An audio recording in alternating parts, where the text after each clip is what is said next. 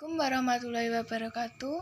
Perkenalkan, nama saya Dinda Arumsari dari Prodi Manajemen dan Bisnis Digital ITB Ahmad Dahlan Lamongan. Saya akan membahas mengenai neraca saldo untuk mata kuliah pengantar akuntansi yang diampu oleh Ibu Evi. Berikut pengertian dari tahap peringkasan. Tahap peringkasan merupakan ringkasan dari buku besar ke dalam neraca saldo dengan tujuan untuk mempermudah dalam penyusunan laporan keuangan.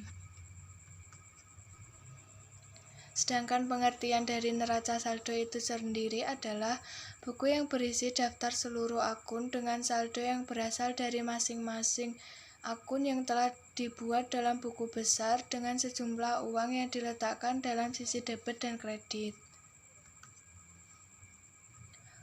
Untuk fungsi dari neraca saldo, fungsi utama dari neraca saldo untuk membuktikan kesamaan matematis dari debit dan kredit setelah posting atau pemindah bukuan dilakukan. Berdasarkan sistem berpasangan, kesamaan ini akan terjadi apabila jumlah saldo debit sama dengan jumlah saldo kredit. Neraca saldo juga berguna untuk mendeteksi kesalahan-kesalahan dalam pembuatan ayat jurnal dan posting, di samping bermanfaat untuk menyusun laporan keuangan. Berikut ini ada 3 kesalahan yang dapat mempengaruhi perbedaan debit dan kredit. Yang pertama, kesalahan pada saat menyusun neraca saldo. Kesalahan menjumlahkan salah satu sisi neraca saldo. Sejumlah saldo perkiraan salah ditulis dalam neraca saldo, dan saldo debit perkiraan dicatat pada saldo kredit pada kredit neraca saldo, demikian juga sebaliknya. Yang kedua, kesalahan pada saat menyusun saldo perkiraan. Kesalahan dalam menghitung saldo perkiraan dan salah memasukkan saldo ke kolom saldo. Dan yang terakhir yaitu kesalahan pada pembukuan transaksi ke buku besar. Kesalahan jumlah yang dibukukan ke perkiraan, jurnal debit dibukukan ke kredit atau sebaliknya, dan kelalaian pembukuan jurnal. Berikut ini ada contoh kolom neraca saldo. Yang pertama ada nama perusahaan, kemudian neraca saldo dan periode. Untuk periodenya itu ada bulan dan tahunnya. Terus kolomnya itu yang pertama ada nomor akun, terus nama akun, debit dan kredit. Yang terakhir di bagian bawah itu jumlah dari debit dan kredit. Berikut ini contoh soal dari neraca saldo. Pak Ahmad akan membuka usaha restoran yang diberi nama Restoran Mari Makan yang dibuka pada bulan Agustus 2020. Berikut transaksi-transaksi yang terjadi pada bulan Agustus 2020.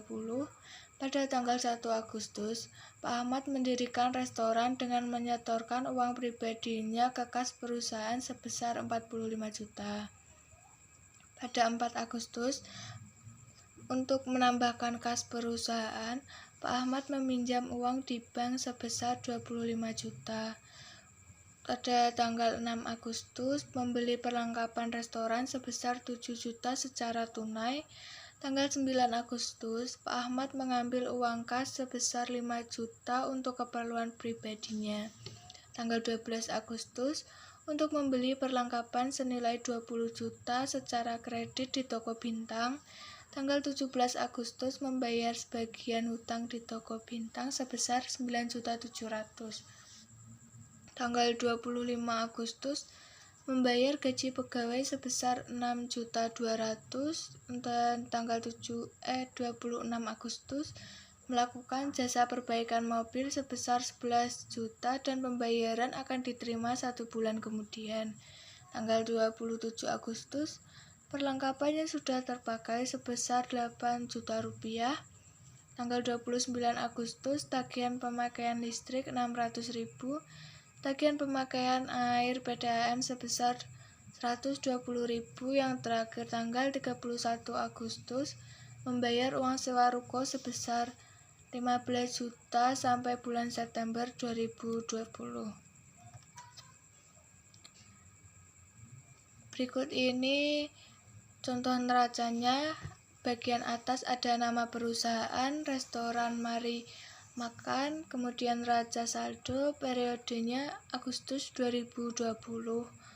Untuk kolom neraca saldonya bisa dilihat dari kas, piutang, perlengkapan, dan seterusnya. Untuk jumlah debitnya Rp106.300.000 dan jumlah kreditnya Rp106.300.000.